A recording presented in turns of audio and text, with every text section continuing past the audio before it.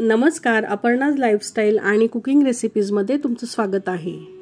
तर मंडळी, आपलं भविष्य आणि वर्तमान हे कसे असेल हे 100% आपल्या मेहनतीवर, नशिबावर आणि जीवनात योग्य वेळी घेतलेल्या निर्णयावर अवलंबून असते।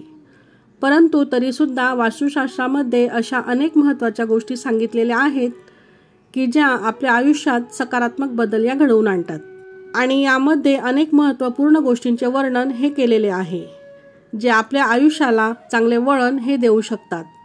अशाच एका वस्तूबद्दल आज आपण माहितीही जाणून घेणार आहोत, ती म्हणजे गजलक्ष्मी किंवा गजमूर्ती असे देखील संबोधन त्यांना केले जाते।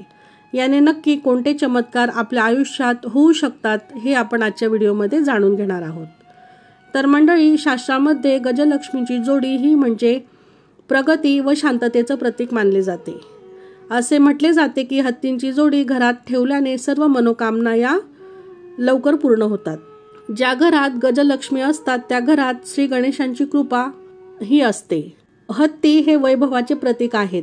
पूर्वी राजे महाराजे हत्तींच्या अंबारीत बसून स्वारी करत। आताच्या काळात हत्ती पाळणं जरी शक्य नसेल तरी गजलक्ष्मींची पितळाची किंवा लाकडाची मूर्ती आपण नक्कीच आपल्या घरामध्ये ठेवू शकतो। त्या मूर्तीमधून मिळणारी सकारात्मकता तुम्हाला नक्कीच वैभव प्राप्तीकडे घेऊन जाईल।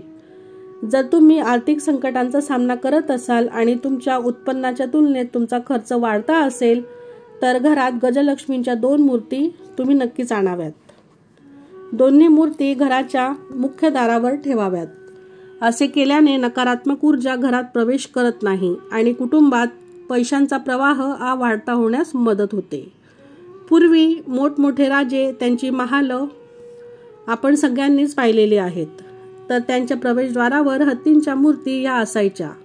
याचे कारणच ते होते की वास्तूमध्ये कुठल्याही प्रकारची नकारात्मक ऊर्जा प्रवेश करू नये म्हणून प्रवेशद्वारावर अशा मूर्त्या ह्या प्राचीन काळापासून ठेवल्या जातात। त्यामागचे शास्त्र आपल्या चांगल्या सकारात्मकतेसाठीच असते। तर आपण देखील अशा मूर्ती आपल्या प्रवेशद्वाराजवळ ठेवू शकतो। त्यामुळे आपल्या सुंदर वास्तूचे रक्षण हे होईल। पण लक्षात ठेवा, काळ्या रंगाची गजलक्ष्मी घरात आणू नये। हा रंग दुःख व शोकाचे प्रतीक आहे। यामुळे घरातील इतर मंडळी संकटात सापडू शकतात। त्याऐवजी पांढऱ्या रंगाच्या गजलक्ष्मी तुम्ही आणू शकता। हे सकारात्मकतेचं प्रतीक आहे। आणि जर तुम्हाला पांढरा हत्ती नाही मिळाला तर तुम्ही राखाडी किंवा तपकिरी रंगाचाही घेऊ शकता। मात्र काळा हत्ती अजिबात आपण घरामध्ये ठेवायचा नाही। आणि गजलक्ष्मींची जोडी आपण घेणार असाल तर ती एकमेकांसमोर उभी राहणार नाही याची काळजी घ्यावी, कारण याने घरात कलह निर्माण होतात। म्हणूनच त्यांना नेहमी बाजूबाजूला असे उभे केलेलं असावं। एकमेकांसमोर उभे करून लढण्याचे आव्हान देतानाच्या मुद्रेतील गजलक्ष्मी घरात ठेवू नयेत।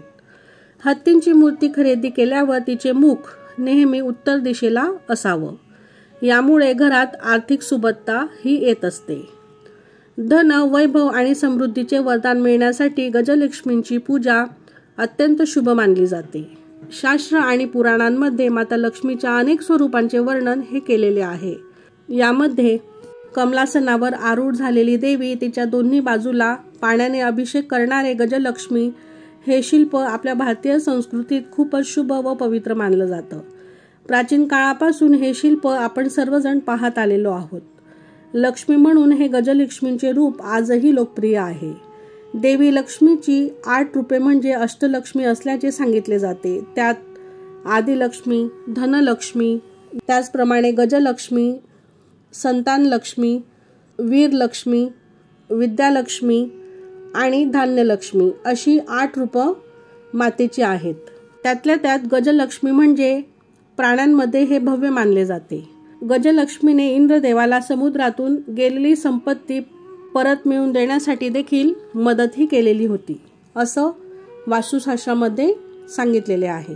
धन, वैभव आणि समृद्धीचे वरदान मिळण्यासाठी गजलक्ष्मींचे पूजन अत्यंत शुभ मानले जातं।